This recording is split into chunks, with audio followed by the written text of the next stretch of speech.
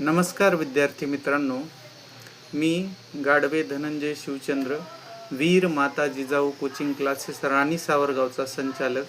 आपल्याकडे राणी सावरगाव येथे मी वीर माता जिजाऊ कोचिंग क्लासेस राणी सावरगाव मार्फत NMS स्कॉलरशिप, नवोदय, 7वी स्कॉलरशिप या दर्जाच्या स्पर्धा परीक्षांची तयारी करून घेत आहे. त्यामुळे नवीन नवोदयच्या सिलेबसनुसार आपल्याकडे बॅचेस अवेलेबल आहेत.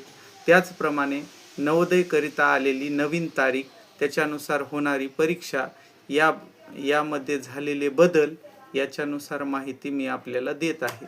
तर नवोदय 2026-27 करिता नवीन विषयामध्ये यामध्ये नवीन विषयाचा समावेश झालेला आहे. आपण जर बघितलं तर या अगोदर 40 मार्कासाठी असणारी बुद्धिमत्ता आता कमी झालेली आपल्याला दिसेल.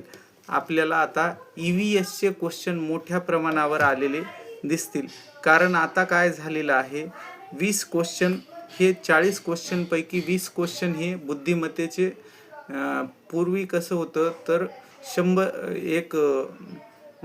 40 क्वेश्चन हे कशाला असायचे तर बुद्धिमत्तेला असायचे. 80 क्वेश्चन आणि 100 मार्क्सची परीक्षा असायची. पण आता काय झालंय, बुद्धिमत्तेला जे 40 मार्क होते किंवा 40 क्वेश्चन होते त्यानुरूप मार्क होते 25+25, तर ते काय झालेले आहेत, कमी झालेले आहेत. 50 मार्काची बुद्धिमत्ता आता काय झालेली आहे तर 25 मार्कावर येऊन पोचलेली आहे.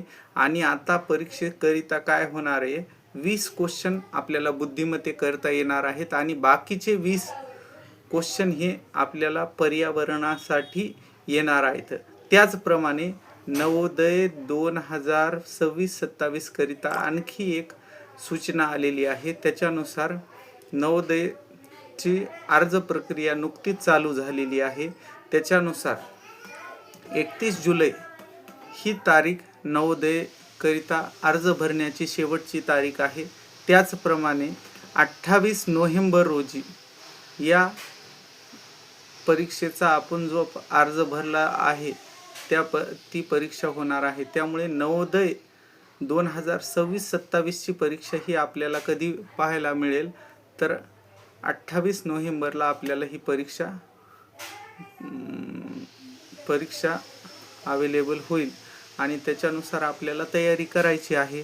त्यामुळं सर्व विद्यार्थ्यांना सांगू इच्छितो की 2026-27 करिता लवकरात लवकर अर्ज भरण्याची प्रक्रिया आपण पूर्ण